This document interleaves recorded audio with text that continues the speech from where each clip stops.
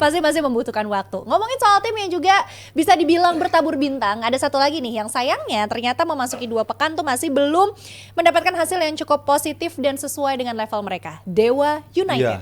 Kalau Dewa sendiri gimana Mas Budi melihat di 2 pekan awal dari Liga? Apakah ada komentar? Iya, emang kalau kita ngomongin Dewa ya. Dewa itu kan yang kita tahu bahwa dia udah disupport dana ya luar biasa kan begitu. Pemain-pemain yang didatangkan juga sangat luar biasa menurut saya. Terus musim lalu dia juga sangat luar biasa pencapaiannya kan. Ya, menurut saya juga emang ya itu tadi. Kalau pertandingan awal tuh emang kita agak susah. Iya sih, benar. Gitu. Sama dengan striker lah. Striker itu kalau pertandingan awal itu dia susah bagaimana caranya menciptakan gol. Kayak gitu. Sama dengan tim, bagaimana dia menang. Kalau setelah dia menang, itu dia percaya diri untuk menatap laga yang nantinya itu pasti akan lebih mudah. Tuh, itu hampir sama dengan ketika striker ketika dia pertandingan pertama itu pengen cetak gol, setelah cetak gol nanti pertandingan yang akan datang itu pasti akan bener lebih sih mudah. mentalnya udah punya bekal gitu ya rasanya. Itu. Tapi itu nggak berlaku buat Budi Sudarsono sih. Apapun pertandingannya bisa-bisa aja dulu Mas Budi mah. beda kelas. Oke, kalau dari Bung Yuki sendiri gimana ngelihat hadirnya Dewa United seperti yang tadi udah kita bahas, supportnya juga nggak main-main, tapi di 2 pekan pertama masih agak limbung nih. Iya, kalau Persib dengan Dewa berbeda ya. Kalau Dewa ini kan perubahannya nggak banyak ya, nggak signifikan ya. Bahkan tambahan pemainnya justru jauh lebih signifikan. Ya, kayak ada Wahyu Pras, kemudian juga ada Lili Pali, terus juga ada Rafael Strike. Jadi tambahan-tambahannya itu additional player itu lebih menguatkan. Seharusnya teorinya ya. Tapi penggawa-penggawa yang musim lalu yang membawa tim ini ke peringkat kedua itu praktis extend kan, maksudnya perpanjang, dan itu semestinya memang harusnya Dewa jauh lebih superior, tapi faktanya 2 game 2 kali kalah gitu ya, dan kalahnya itu sama tim-tim yang harusnya dia bisa bungkus 3 poin ya. Pertama lawan Malut, kalau Malut kan 17 pemain yang kemarin tuh bubar jalan, bener-bener ganti tim, wajah baru banget, kecuali ya pilarnya itu Yakob dan Yance kan. Selebihnya kan mayoritas pemain-pemain baru dan pelatihnya juga lokal. Satu-satunya pelatih lokal Hendro Susilo. Ini sangat mengejutkan sih. Nah, ketika itu saya lihat ternyata kemudian ya setelah lawan Semen Padang kalah lagi, ternyata semua tim ini sepertinya sudah mempelajari game plan dan corak mainnya Dewa. Jadi mereka nggak mau ladenin mainnya Dewa. Mereka anti teori, mereka tunggu aja di belakang. Mereka mengintai seperti macan yang lapar di balik semak-semak gitu ya, tunggu salahnya Dewa, mereka langsung terkam, itu yang template lah boleh dibilang kekalahan Dewa dari Malut, caranya sama karena Dewa itu ketika mereka melakukan possession, mereka kuat dalam progresi, semua pemain ada di daerah pertahanan lawan, begitu kena counter pasti banyak ketinggalan Mas Budi ya. Sekarang semua Dewa itu mainnya sudah menghadap ke gawang lawan kan, begitu langsung balik badan The Flash lari, tuh Tyrone, hilang. Terus lawan Semen Padang juga kemarin ya, luar biasa Semen Padang sih. Menurut saya sih ini salah satu indikasi kebangkitan Semen Padang lah ya. Karena kita lihat mereka bisa dengan sabar ya meladeni cara bermain Dewa, dengan cara main yang mungkin agak pragmatis ya. Kita tahu Almeida itu kan memang sangat kuat dalam taktikal ya. Pergantian pemainnya itu benar-benar memberikan impact gitu. Dan dia ada 6 sebenarnya bukan pemain, 5 pemain Portugal, 6 pelatihnya. Jadi ini koneksi Portugal itu kuat di situ ya. Portugal connection ini ya dan sekarang. Dan itu suka nggak suka mempengaruhi juga kan dimensi permainan. Karena kan mungkin pelatih di pinggir lapangan bisa menerjemahkan taktikalnya karena di dalamnya kan banyak pemain-pemain yang satu kultur gitu ya. Jadi memudahkan. Itu mungkin salah satu yang membuat suksesnya Semen Padang setelah mereka dikalahkan di game pertama lawan Persib Bandung, dia bisa kalahkan Dewa. Tapi buat Dewa ini benar-benar anomali lah ya, dengan kekuatan yang sangat superior, dengan tadi Mas Budi bilang dana yang unlimited lah, lost matter lah istilahnya ya. Dan pemain yang didatangkan tuh sangat menjanjikan sekali karena ambisi mereka kan juara musim ini kan. Langsung dikagetkan mereka udah kehilangan 6 poin di 2 game pertama. Saya kira itu sekarang bikin ruang ganti cukup panas juga itu ya. Iya, siapa Itu sangka. pasti biasa, Pasti ya. biasa itu biasa. Dalam sepak bola biasa. Ya. Ketegangan-ketegangan gitu kalau misalnya ekspektasi tinggi 2 pertandingan awal langsung kalah di locker room gimana Mas? Ya, yang biasanya agak ceria kayak gitu, ya agak muram-muram sedikit lah. Agak gesek-gesekan itu sudah ada sebenarnya. Agak lebih sensi-sensi gitu nggak? Iya, itu wajar itu. Dalam sepak bola wajar. Jadi emang kalau yang perhitungannya yang tidak sesuai, biasanya itu kita juga agak susah juga nih. Apa nih yang mau kita cari nih kayak gitu. Istilahnya kayak game plan yang tadi dibilang pelatihnya juga menurut saya juga bagus kan juga. luar biasa. Ya, itu termasuk salah satu pelatih yang terbaik lah yang ada di Liga Indonesia gitu. Benar. Tapi karena 2 pertandingan ini dengan Itu support dana yang sangat biasa. luar biasa, terus 2 pertandingan 0 poin. 0 Nol poin. poin. Itu yang memang agak shock nyesek terapi lah ya. Mudah-mudahan orang lihat juga pasti juga kaget juga kan? Pasti kaget. Nggak ada yang ngira itu. Iya benar, kaget. Apalagi lawan Malut kan di kandang kan? Iya, Betul kan? Betul, di Banten. Di Banten itu. ya mudah-mudahan bersusah-susah dahulu bersenang-senang kemudian ya buat fans Dewa United. Nih yang dari tadi juga minta dibahas dong Dewanya. Oke. Ini kita lihat dulu klasemen sementara dari Super League hingga pekan kedua yang sudah berlanjut saat ini. Pas banget nih barusan ada yang komen Persija waktunya juara. Gimana Bung Yuke? Apakah iya? Sebagai warga Jakarta pengen tahu juga, tapi nanti kita hold dulu karena sekarang kita masih mau bahas tentang Dewa United. Kalau tadi dari Persib kita bahas peran William yang harusnya muncul sebagai pengganti dari Tyron. Ini juga ada dua nama yang harapannya bisa tampil maksimal dan ekspektasi publik tuh lumayan tinggi terhadap mereka di Dewa United. Ada Kuipers dan juga Rafa. Aku mau ke Mas Budi lagi dulu deh ya. Kuipers, Mas Budi bagaimana melihat pemain yang satu ini atau Rafa? Ya Striker sama striker mungkin lebih enak sama komentarin aja, dari. dua-duanya juga oke. Tapi yang kita lihat ya si yang pemain belakang tuh si siapa? Siapa? Kuipers. Kuipers. Itu bacanya tuh Kuipers ya. Kuipers ya, Apa Bung ya Yuke? bacanya? Kuipers. Oke. Kuipers. Itu menurut saya juga kemarin juga membuktikan bahwa dia termasuk pemain yang berkualitas kan gitu. Kalau nggak berkualitas nggak mungkin sama Dewa kan gitu. Betul. Tapi ya itulah pemain yang biasanya baru pindah itu ya adaptasinya emang kadang cepet kadang lambat gitu kan. Tapi yang saya lihat kemarin dia juga bermain juga bagus, tapi menurut saya juga namanya pemain belakang itu yang adaptasinya itu biasanya agak lambat kan. Oh iya. Nah, seperti itu. Gitu. Karena apalagi yang pertandingan pertama ya. Pertandingan pertama sebenarnya mereka sudah pemain-pemain yang sudah sama-sama tahu. Kan? Dewa dengan Persib itu kan sama-sama tahu. Iya sih. Iya, Pemain belakang dari Persib yang dipindah ke Dewa. Pemain depannya Malut. Iya. Dari Persib pindah ke Malut kan Iya. gitu. Sebenarnya tahu.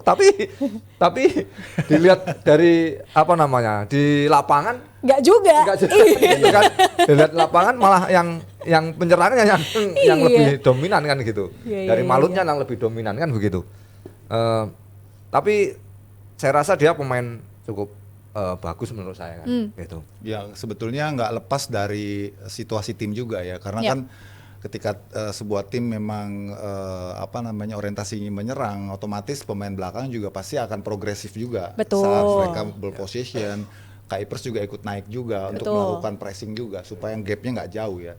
Tapi begitu pas kalah bertarung nih dalam possession, kemudian bola bisa dicuri oleh lawan, baik itu oleh Semen Padang maupun juga Malut, dua lawan yang mereka hadapi, itu transisi mereka itu yang menurut saya slip ya, sehingga ada rongga yang terbuka dan itu langsung cepat dimanfaatin oleh lawan. Yang di luar dugaan ternyata lawan tuh cukup tajam juga gitu kan, dan itu yang dialami oleh Dewa. Jadi kalau hanya Kuipers saja yang disorot, performanya saya kira juga nggak fair juga, karena secara kolektif juga saya lihat juga Jaja nggak maksimal juga, Mesidoro juga nggak maksimal juga. Jadi pemain tengah itu kan filter pertama ya sebelum lawan langsung menghadapi pertahanan ya.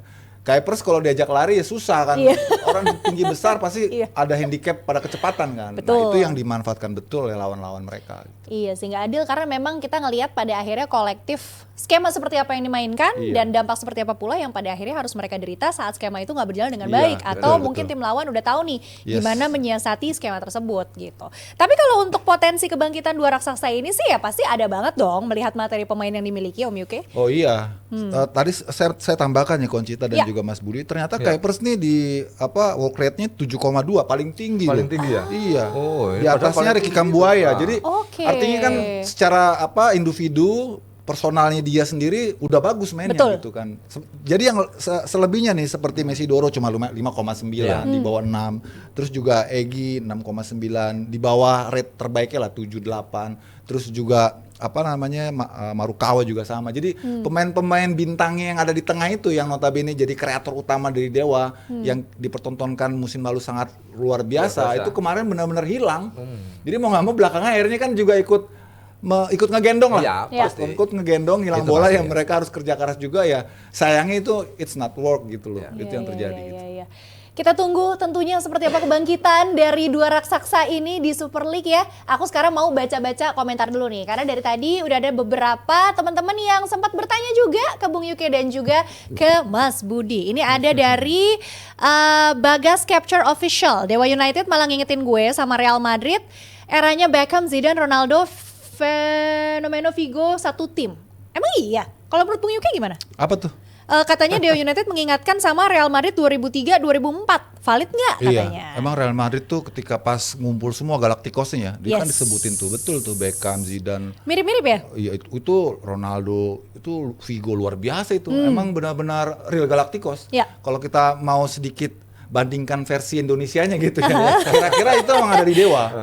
Karakteristik yang sama ada, kualitas pemainnya juga. Kualitas individunya lah ya, bagus-bagus semua. Itu kan kumpulan dari pemain-pemain yang di musim sebelumnya bersama tim lamanya bagus-bagus ya.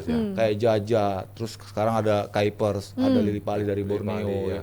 Terus ada Rafael Strike dari Benror, itu kan Egy Maulana yang memang sudah ada di situ. Itu kan memang tim yang mewah lah. Mewah, kita tahu lah, Dewa nggak usah lagi dirincikan, dideskripsikan secara detail ya, kita tahu tim ini lost matter lah ya. Tapi ya lagi-lagi ini sebenarnya sebuah kampanye yang positif untuk Super League ya. Artinya gap itu hanya di atas kertas gitu, di lapangan tergantung taktikal pelatih. Benar. Itu seru sih, itu bagus sih gitu loh. Oke, ini aku tentunya nggak sabar nih pengen masuk ke pembahasan Persija juga. Karena dari tadi sebenarnya komen-komennya lumayan banyak nih mention Persija. Kayaknya fans Persija udah nggak sabar pengen juara banget nih. Tapi ada satu berita yang lumayan lucu tuh kemarin aku lihat, yang soal Rizky Ridho izin ke toilet gara-gara sakit perut. Nah itu ceritanya Mas Budi. Itu lucu banget, sumpah makanya aku mau nanya. Mas Budi mungkin punya pengalaman alam nih, itu katanya panggilan alam. Itu kan kayak sesuatu yang sebagai manusia kita tidak bisa mengontrol gitu ya. Tiba-tiba ada panggilan, gimana caranya badan kita untuk ayo nurut. Mas Budi pernah nggak ada di posisi yang sama? Maaf lancang ya Mas ya, tapi aku penasaran banget. Kalau saya belum pernah ya, pernah. Cuman saya di lapangan kita maksimalkan. Setelah itu baru maksimalkan di rumah. Aduh, jangan dong. Saya pernah begitu. Iya. Saya pernah begitu. Serius. Nah, jadi saya maksimalkan. Kalau kemarin kan dia minta izin. Iya, diganti kan tapi langsung diganti. Kalau saya enggak, saya maksimalkan itu. Saya maksimalkan langsung dari lapangan itu. Saya enggak ke toilet. Enggak ke mes, saya langsung ke rumah sakit. Itu case-nya Mas Budi sakit. Itu sakit perut, bener-bener ya. Sakit perut. Jadi nggak sempat dapat perawatan dulu di locker room gitu nggak? Enggak, langsung. Jadi saya maksimalkan di lapangan ketika sampai sudah habis fluid, ya? sampai habis, langsung saya ke rumah sakit. Aduh. Itu saya di rumah sakit 2 hari kalau nggak salah. Wah. 2 hari. Jadi apa tuh Mas Budi diagnosanya? Itu kayaknya ini telat makan. Biasa dulu kan kita minum suplemen kayak gitu-gitu kan. Iya. Kalau Rizky Ridho kayaknya kebanyakan sambel ya. Nah makanya aku juga bingung, ini kayak sakit perutnya kalau Rizky Ridho beda deh. Panggilannya bukan ke rumah sakit tapi ke WC ya kayaknya ya. Cuma memang hal-hal kayak gini tuh ya nggak bisa dihindari karena balik lagi pesepak bola juga manusia. Sekeras apapun mereka berusaha, pasti kalau ada ya panggilan-panggilan alam sulit juga untuk menghindarinya. Tapi itu biasanya begini, biasanya dia sudah ada sebelum main dia sudah ngerasain. Ada ritual. Bukan ngerasain. Panggilan-panggilan gak enak gitu ya. Mungkin dia lagi diare atau bagaimana kan begitu. Tapi aku punya pengalaman tuh. Jadi waktu itu ini agak sedikit ini ya menyimpang, tapi Gak apa-apa. tapi konteksnya ada. Jadi di EPA U20 tahun lalu apa 2 tahun lalu gitu ya di Solo, itu Persis Solo lawan Persita Tangerang, itu ada pelatih yang menyiapkan pemain bertahannya gitu ya. Untuk menggantikan backnya dia yang kelihatannya agak limbung gitu ya. Udah disiapin nih, begitu pas mau dipanggil orangnya hilang. Jadi dia panggilan alamnya lebih dulu. Ya ampun, yang dijadiin backup ternyata juga sedang tidak baik-baik saja. Ternyata nggak, pas dipanggil nggak ada orangnya. Akhirnya itu pengganti darurat lah, karena kan udah keburu koordinasi sama Matchcom kan mau ganti kan. Pas cari pemain kemana? Lagi di belakang, lagi ke toilet. Ternyata di duluan mules. Ya Kayaknya tegang lah mau diturunin. Iya. Mungkin ini, mungkin tegang juga Tegang bisa. karena itu final. Itu final Mas. Oh iya, Walah. tegang mungkin. Jadi ada yang saat berlangsung, ada yang sebelum main begitu. Oh alah, aduh tapi ini emang ya serba salah ya. Kita kan nggak mungkin bilang enggak juga. Tapi takutnya ada mereka juga nggak Concita yang konsen. ada juga Mas Budi Concita yang bilang gini, itu sengaja tuh. Ini bercandaannya ini ya, netizen tuh sengaja tuh supaya ngasih menit bermainnya buat Hansamu biar bonusnya sama. Mas Budi ada kayak gitu nggak Mas Budi? Pengalaman Kalau dulu begitu. tuh kan Oh gitu. Solidaritas antar temen jadi ya. supaya dapat bonusnya bareng ya. Benar. Kalau dulu, tapi nggak tahu hitungannya sekarang ya. Iya, kalau dulu gimana, Kalau Bung? kalau dulu tuh mau kita main semenit, mau berapa menit, yang penting kita main belum nyentuh bola aja. Itu sama ininya. Yang penting udah di lapangan. Udah di lapangan. Itu. Oh gitu. Itu dulu begitu. Jadi tahu nih trik-triknya nih. Jangan-jangan bener lagi. Jangan-jangan bener. Nggak tahu ya sekarang masih apa enggak. Tapi kalau dulu sih seperti itu. Biasanya nggak banyak berubah. Jadi julukannya pemain togel. Oh. Iya. Jadi, Ngeri banget nih. Dia baru masuk dapat Bonus. bonus sama penuh kan. kayak seperti pemain yang dari Iya, pertama. Yang pertama. Makanya dijulukin pemain togel. Dapat togel. Tapi tuh antar pemain ada nggak suka janjian kayak gitu? Ada. Oh. Ada. Bocorin dong Mas Budi dulu eranya Mas Budi pemain togelnya Ada siapa? nggak gitu? Ada lah. Inisial ketebak sih tapi pasti legenda-legenda tahun segitu. Oke, itu jadi ternyata adalah sedikit intermezzo aja mengenai kasusnya Rizky Ridho kemarin yang sebenarnya juga sangat mencuri perhatian netizen ya. Netizen bertanya-tanya, ini kalau kayak gini gimana ya antisipasi dari pelatih? Ternyata sudah terjawab, biasanya disediain backup. Harapannya backupnya sih nggak jadi nervous dan ikutan ke belakang juga ya. Oke.